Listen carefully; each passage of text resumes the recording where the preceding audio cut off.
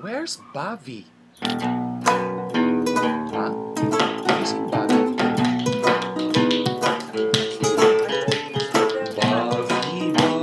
No. No idea. You can't be. Where is Bobby? Bobby. Rufito. Have you seen your brother? Bobby. Bobby.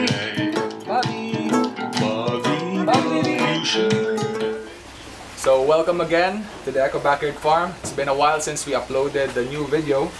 So now, here at the farm, we are trying out something to show people that they don't need to have a very big space or place to plant or have their own pure ecological garden. So what we're doing now is container farming.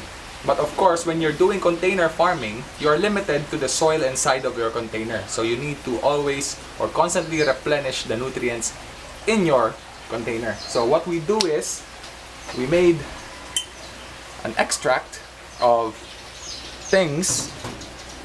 And actually, if you want to know how we do or how we make nutrients from extraction, you can always purchase our books or our materials. So what we do is, this container here is approximately 1 gallon. So what we do is we put 4 cups like this, small ones, yeah, very small in cups, it, and then we stir it up, and then that's the thing that we give to our plants in the containers. I'm going to show you. If you follow me, the first container would be talilong or local spinach. You can see they're doing very good. And we have here taro. Alright. And here we have newly transplanted jalapeno seedlings. Going there, but this is the main event. 3 tomatoes, and they're already flowering, that are also planted in the container. And here we have cabbage. If you're going to plant cabbage, make sure that you put it under a net to protect it from night moths. So as I was saying, because we needed to get an umbrella because it was starting to rain, if you're going to plant cabbages inside containers, you need to also put them under a screen. So that was the last time that last container that I had to put nutrients in. So here beside it is a container for celery, and a bird was starting to eat this one. So they're doing good as well. And here we have bush sitaw, kind of beans, a variety of beans, string beans. And here is another showcase, are carrots in a barrel. But actually, it's 2 barrels connected to each other. So when you plant carrots, what you do is, of course, you make lines. And what you do is you sprinkle those lines with a lot of seeds, because we are not sure if the seeds that we bought are 100% going to sprout. So actually, I just finished thinning them out. So a while back, or an hour ago, these lines were saturated with carrot seedlings. So what I did was to get a small scissor and snip off the excess carrots and leave them at a nice distance from each other, so we can maximize the barrel. And, so yeah. So you were snipping it off so that when you pull them out, they would disturb the roots of the ones that you want to keep. Yeah, if you pull them out, you might pull out the one that you want to keep there. So might as well do it with a scissor. Yes. So that's an FYI, or a tip when you're doing carrots. And the rest here are outside as well. We have tomatoes flowering.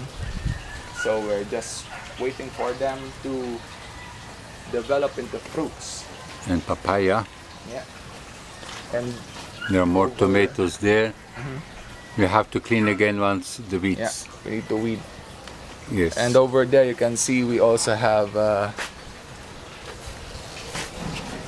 peppers. Half of it are jalapenos and the other half are Chinese peppers, the sweet ones, long sweet ones. So we will try to retain them in that pot and see what happens. So we can prove that you don't really need to have a big piece of land to be able to have your own garden or ecological garden. You can do container gardening.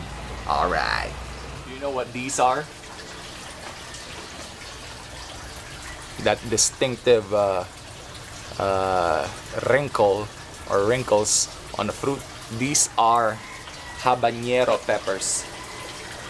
Ideally, you would let it ripe on the tree, but because we only have one plant, we would rather take it out this early so we will have more. Actually, if you still remember the video where the farm was hit by a strong typhoon, this plant here is a survivor of that typhoon, and it's only now that it started to give fruits. Actually, these are expensive. Yeah, that was a typhoon when the roof blew off here. Yeah, this is one of the, actually the only remaining, yeah, this is the last survivor of that typhoon. We did not uproot it because it's very expensive for the seeds. For 15 pieces of seeds, it's 100 pesos. So that's like more than $2 US dollars. Yeah. Almost $2.5 US dollars. Alright. Wow. So we'll try this out, and I've heard they're really hot. And yeah, you can see here our what do you call this again? You still remember? Yeah.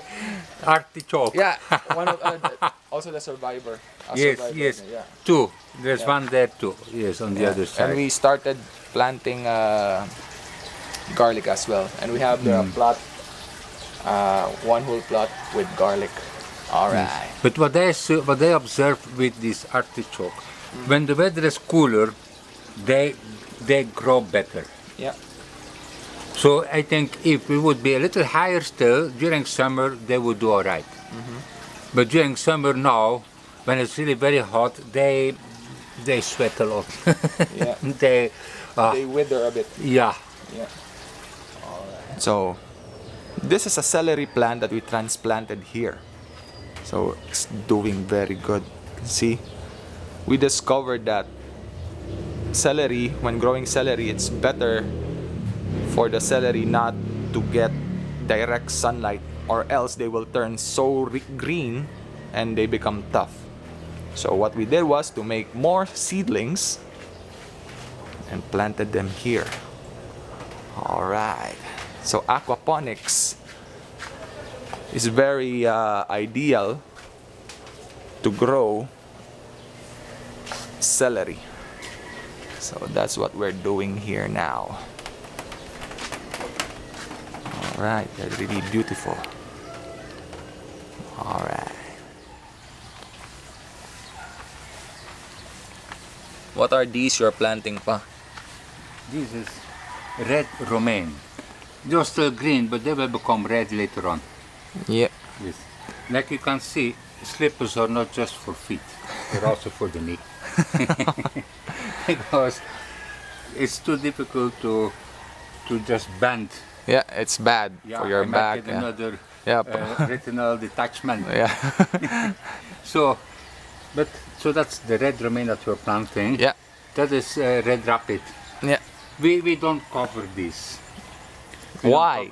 No, they do very well, and they don't have any pests because of the number what? one pest of lettuce are slugs. Slugs and snails. Yeah. But here we have lots of lizards, and the lizards, they eat the snails and the slugs. So we don't have any problems with infestation of slugs. Yeah.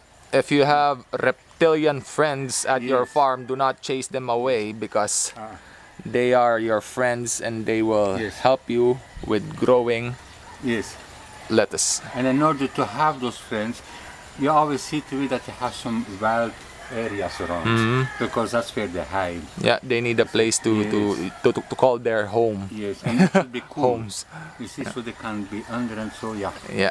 Yes. So we can leave our lettuce open. Yes. All right. Oh, yeah.